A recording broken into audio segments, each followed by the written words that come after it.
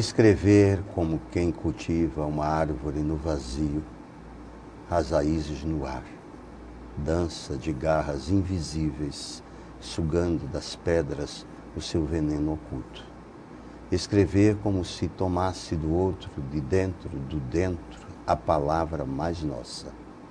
Escrever quando dentro do abismo um buraco negro e como a estagnação de um louco diante da queda, um poema é uma faca que corta a chuva. Um poema. E Amanda Prado, que é a nossa convidada de hoje, no programa Café com Poesia. Muitíssimo grato pela presença. Você retornando aqui, 2 anos após, né? Esteve conosco, brindou com suas poesias, a gente conversou sobre o seu trabalho. Então, agora mais um livro também novo na praça que você está lançando, já lançou? Como é? Primeiramente, obrigada pelo convite. É uma alegria retornar aqui para falar desse livro. Na outra ocasião eu trouxe uma edição artesanal dele, porque eu tinha outros planos para esse livro na época, mas acabou que ele foi selecionado pelo edital da imprensa oficial Graciliano Ramos e ele foi lançado em 2018, agora no mês de dezembro, desculpa. E esse livro ele vinha sendo construído há uns 4 anos, mais ou menos.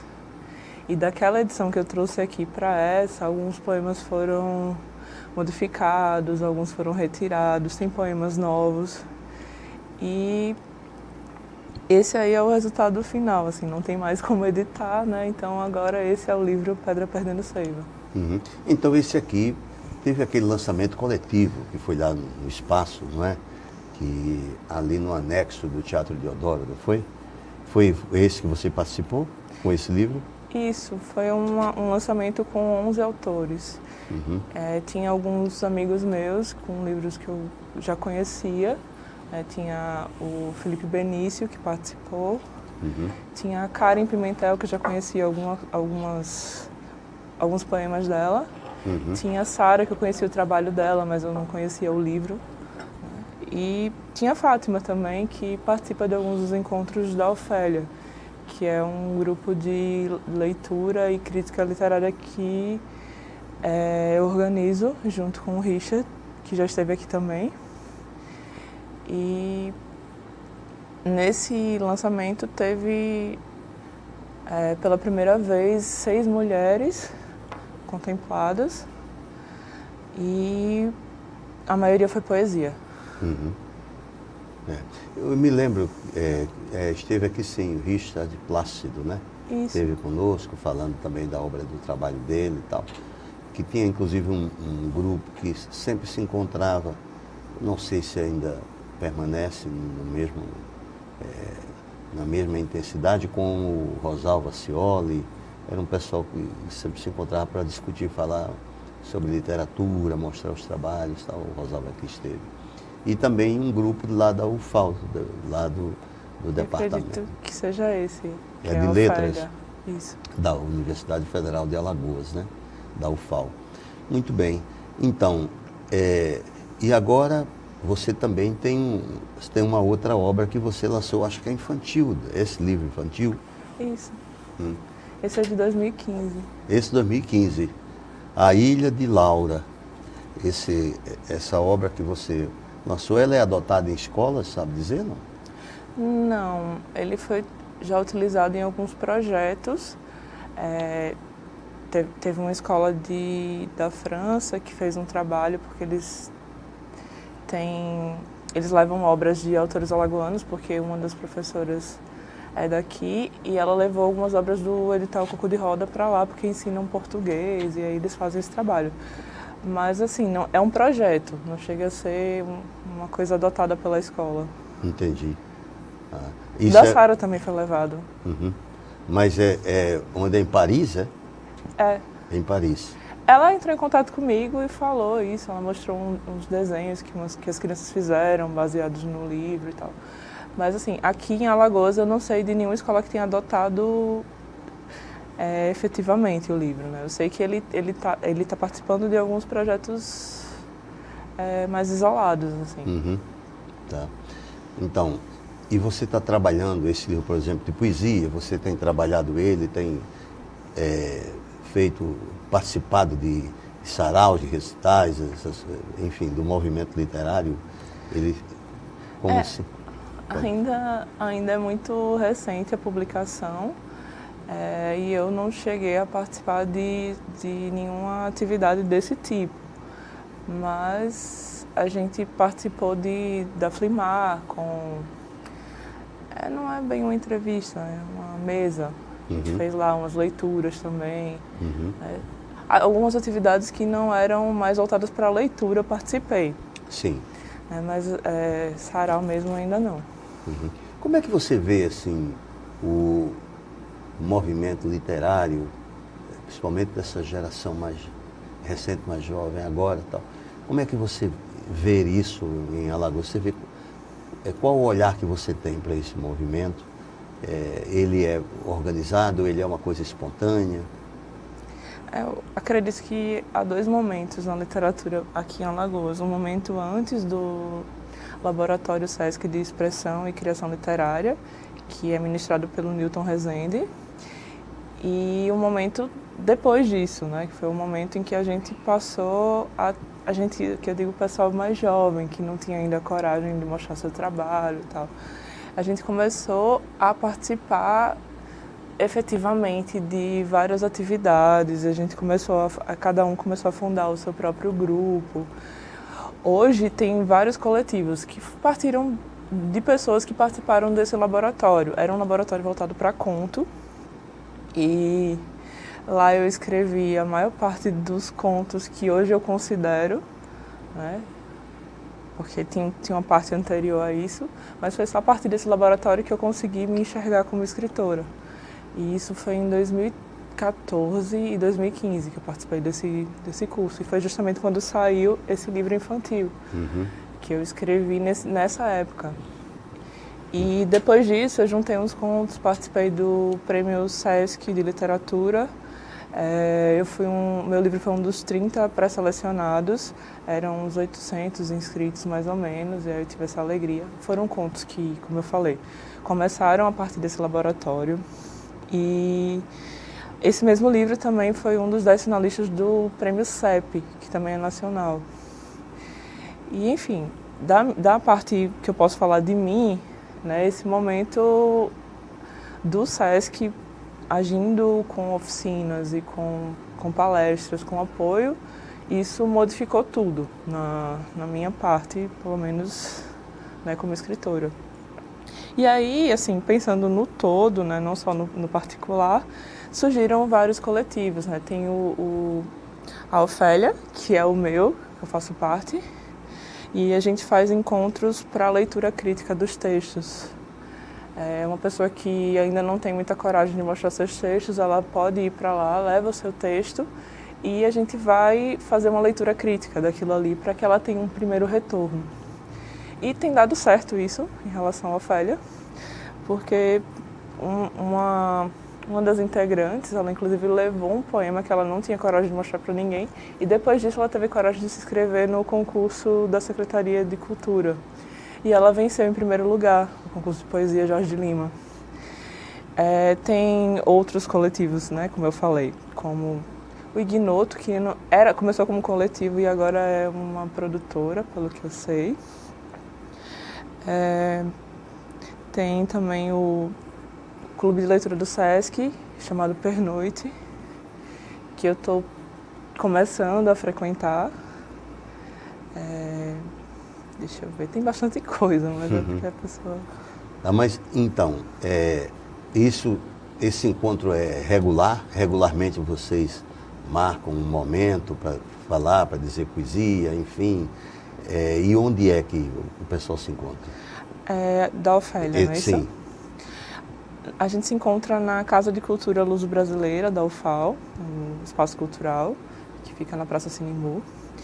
E os encontros, eles são mensais, normalmente no segundo sábado do mês. Acontece de às vezes a gente ter que modificar, por exemplo, como tem um feriado de carnaval, alguma coisa assim, a gente precisa modificar a data. Mas normalmente é no segundo sábado do mês, às 14 horas. Uhum. Aí, segundo sábado do mês. Isso. Às 14 e vai até 17, pensando um pouco na segurança de quem está participando, né? Porque é sábado e ali é um pouco deserto, por ser centro, né? E como é que tem sido a frequência? Tem sido boa. Tem encontros que a gente tem 14 pessoas, tem encontros que tem um pouco menos. E assim, não é todo mundo que leva texto, né? Porque senão não daria para ler tudo no mesmo dia. Mas todo mundo tá lá para ajudar, né? Quem vai pensando nessa coisa de ler o texto do outro e de dar essa contribuição. A gente faz uma abertura com um texto que já é, digamos, reconhecido, para poder aquecer essa discussão. As pessoas já começam a apontar aspectos que acham interessantes naquele texto e aí as pessoas se soltam um pouco nesse começo. E a partir daí a gente depois pega os textos das pessoas que estão presentes e que querem ter esse retorno. E, como eu falei, uma das pessoas não tinha nem coragem de mostrar os textos e acabou vencendo o concurso de poesia, né, depois disso. Eu acho que ter um espaço para mostrar o que escreve, para ser reconhecido, né, por aquilo, é interessante. Porque às vezes a gente está escrevendo, mas não sabe se aquilo ali pode tocar o outro, se aquilo ali é um conto. Às vezes eu escrevi um conto muito maluco, como tem uns contos meus aí. E eu dizia, isso é um conto? E a partir do diálogo com outras pessoas, eu comecei a me entender melhor como escritora. Qual é o gênero que você gosta mais? Então, o gênero em que eu mais me dedico é conto. Conto. Mas, assim, nos intervalos da escrita de contos, eu acabo escrevendo também poesia. Não é o gênero em que eu me sinto mais à vontade. E justamente por isso eu demoro um pouco mais nele, né? Eu costumo... Esse livro, por exemplo, como eu falei, eu vim escrevendo e reescrevendo por mais ou menos 4 anos. Esse de poesia. E o que chega mais lá, por exemplo? O que chega mais de produto?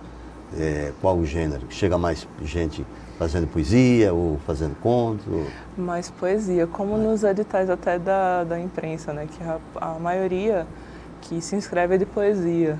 Ah, sim. Pelo menos que vence, né? Não que se inscreve, porque essa parte eu não tenho certeza. Mas do pessoal que eu conheço, a maior parte é poesia.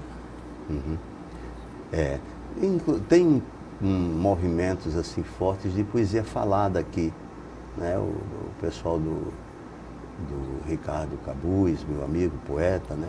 É a Poesia no Varal. Tem o pessoal lá também da Confraria Nós Poetas, de poesia falada. Tem outros movimentos também, grupos, enfim, que desenvolvem esse trabalho de poesia falada, que é uma coisa muito interessante. É um trabalho muito interessante. Lá com vocês tem também, o pessoal lê os poemas e tal?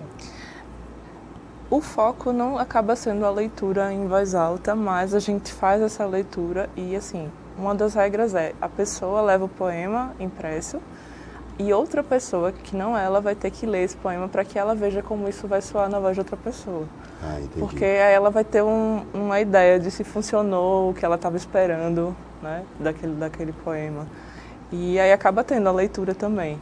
Como eu li agora o seu. Isso, e a gente vê de uma maneira diferente. É interessante mesmo. Eu, quando pego um poema, eu estou vendo lá, sentindo a musicalidade dele, as imagens e tal, né? E como será o autor, como é que ele se sente escutando isso, né? A gente que gosta de interpretar poesia fica com essa preocupação, né? Principalmente quando o autor está perto.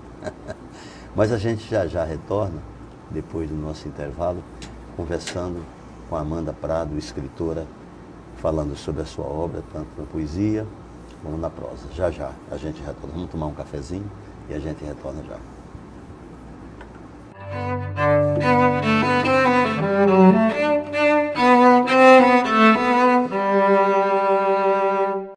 Ei, eu queria poder falar com você. Te falar desses últimos meses e como tudo tá melhor. Eu percebi que viver é incrível, mais do que eu imaginava. Ser pai era um sonho e você me permitiu presenciar o nascimento da minha filha. Foi lindo. Pintei o quarto dela exatamente como imaginei. Antes de você, eu tinha medo de não conseguir estar presente quando esse momento chegasse. Queria te contar que, por sua causa, eu pude viver tudo isso. Provavelmente outras pessoas por aí querem te falar muita coisa também. Acho que você teria orgulho. Não só por mim, mas por ter feito algo tão nobre por pessoas que nunca viu. Eu só queria dizer obrigado. Obrigado por me dar mais tempo com a minha família. Obrigado pela sua doação de sangue. Doe sangue regularmente. Tem sempre alguém precisando de você. Procure o Hemocentro mais próximo e seja um doador.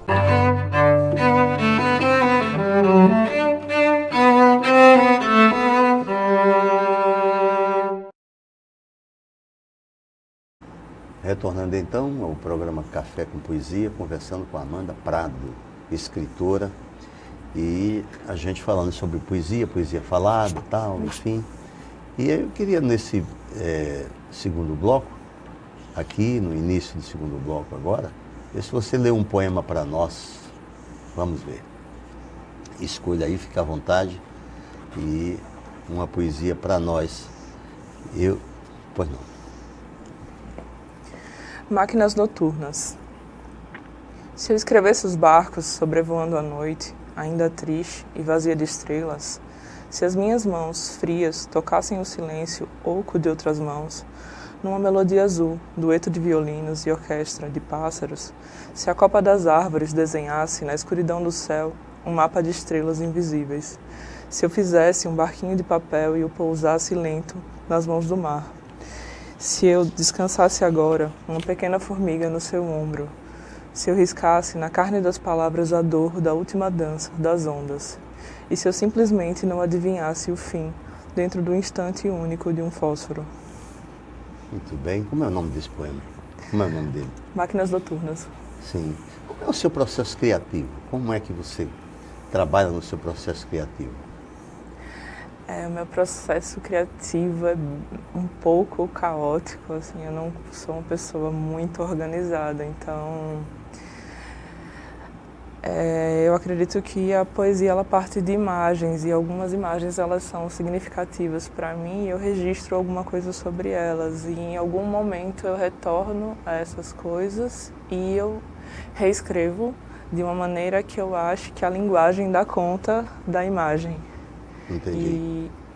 Mas assim, isso não tem uma frequência muito exata, assim, eu tento me organizar, né, em relação a isso, principalmente porque eu saí agora de um período muito grande assim, de estudos, né, eu concluí um curso agora e isso acabou ficando um pouco mais caótico.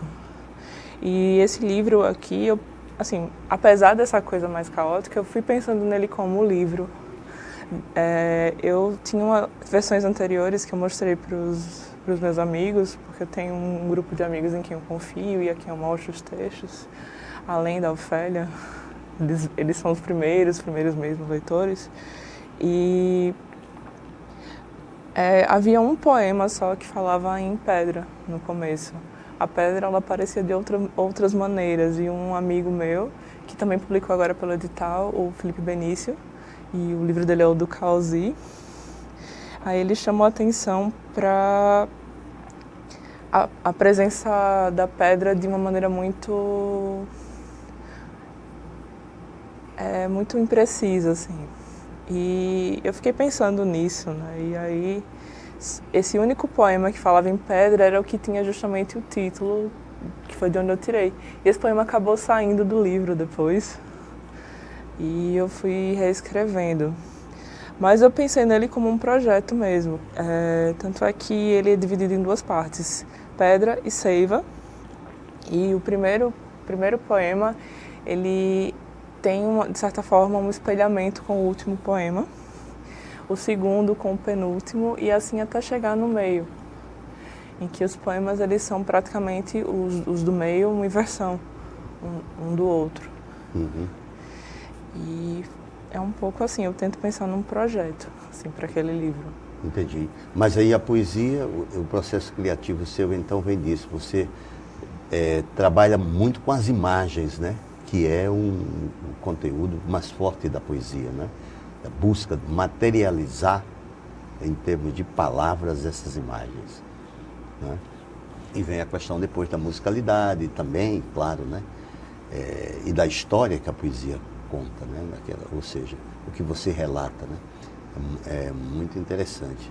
Eu, comumente, tenho recebido aqui, além de poetas, são poetas, também são compositores, e a gente fala muito sobre poesia e música, composições, não é? Então, letras de músicas, tal, e poesia, e muitos dizem a poesia, a música não é poesia, mas a música pode ser também poesia, ou seja, a letra da música. O Chico Buarque de Holanda, compositor, é poeta, tal, Djavan, o Caetano Veloso, tal, Dolores Duran, tal. Então, mas aí tem alguns que colocam que não é poesia, é uma forma, não é? É uma maneira de você conceber uma história, um sentimento, tal, né? É uma poesia. Eu acredito que depende sempre da leitura, né? Se você lê e entende como um poema isoladamente, você vai se ressignificar aquele texto que pode ser só uma letra de música para outras pessoas, de repente como um poema, né? E a poesia, ela é música, né? Ela tem uma sonoridade própria, mesmo que a sonoridade ela seja mais árida, mesmo que ela pareça não ser tão musical, aquilo ali também tem uma intenção. Uhum. Em relação àquilo que está escrito. Sim, sim, sim. Isso se discute a nível acadêmico. Você está fazendo doutorado? Você fez o doutorado, né? Eu concluí o doutorado agora em 2018. 2018. E qual foi a sua temática? Qual foi a sua pesquisa? Eu fiz uma pesquisa sobre conto, e especificamente sobre os contos, os 3 livros de contos de um escritor chamado Amilcar Bétega, que é, digamos, a minha obsessão na literatura. Os contos dele me fazem, assim, querer escrever, me deixam num processo investigativo muito grande. Então, eu estava pesquisando uma outra coisa, mas eu só ficava lendo e relendo os livros dele. Uhum. E até que chegou o momento em que eu troquei a minha pesquisa, que era uma coisa que eu estava deixando muito de lado, por uma pesquisa voltada para conto, que é, como eu falei, uma coisa que eu gosto muito. E nessa pesquisa de conto eu tentei trabalhar uma ideia de circularidade do conto, que está presente muito na obra do Amilcar e que acaba aparecendo também um pouco naquilo que eu escrevo, só que de uma outra maneira, porque eu não vou conseguir nunca ser o escritor que eu mais admiro, que é o Amilcar, e não é uma ideia ser como ele, mas ele me inspira de certa forma. Então esse livro ele tem uma coisa também circular, embora o Amilcar não escreva poesia. Eu trouxe um pouco também disso, porque é uma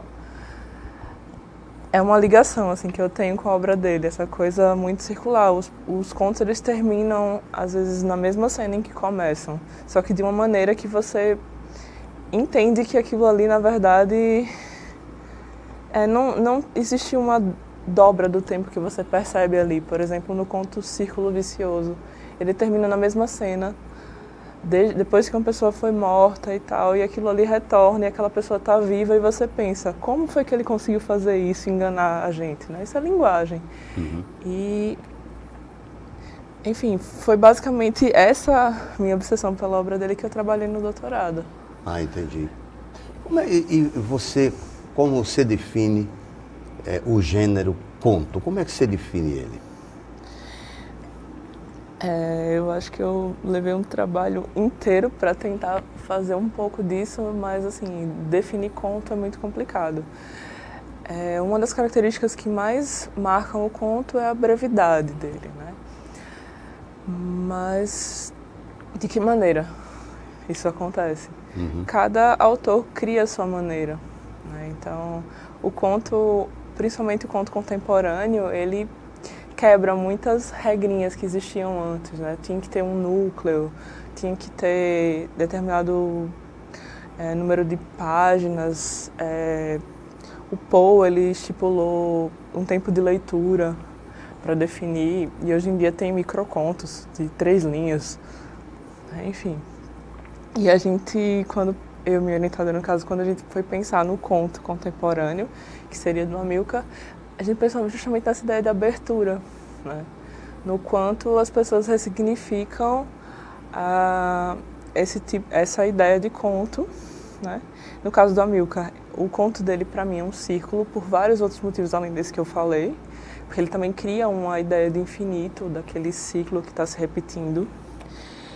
E o conto, para mim, ele é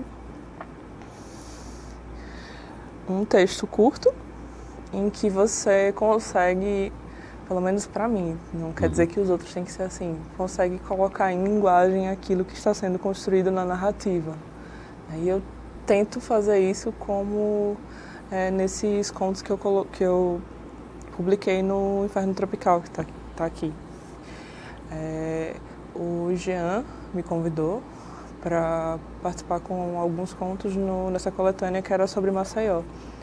Então, em algum momento, esses contos, eles falam de coisas que são rupturas. E eu tentei trazer isso para a maneira como o texto está organizado.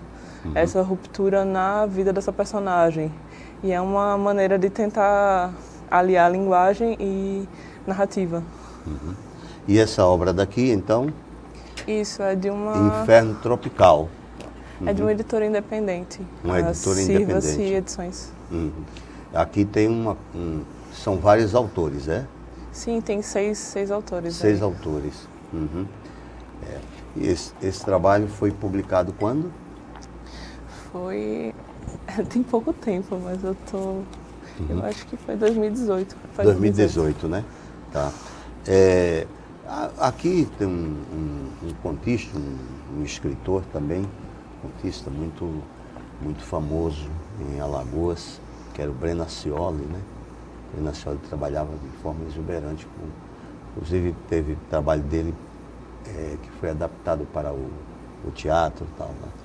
O Breno. Muito bem, a gente está chegando ao final do programa. Mais uma vez agradecer imensamente sua presença aqui. A gente tem aqui um apoio cultural da Gráfica Editora Graciliano, por onde você publica suas obras, seus livros e tal, né? Então, fica aqui o nosso agradecimento e saber onde pode encontrar, por exemplo, esse livro aqui, A Ilha de Laura, onde encontra? Assim, os 2 livros, eles podem encontrar comigo, claro, também, mas eles estão nas livrarias daqui de Maceió. Livraria de leitura, tem banca de revista. E lá na própria Gráfica e Editora. Na própria editora, imprensa também. Imprensa oficial, né? Lá também Isso. encontra, né? E eu acho que está disponível talvez no portal também, na internet que eles têm, você pode comprar. Tem venda online também. Tem venda online, né? Querido, muito obrigado, Amanda. Obrigada também. Satisfação recebê-la sempre, viu? E até o nosso próximo encontro.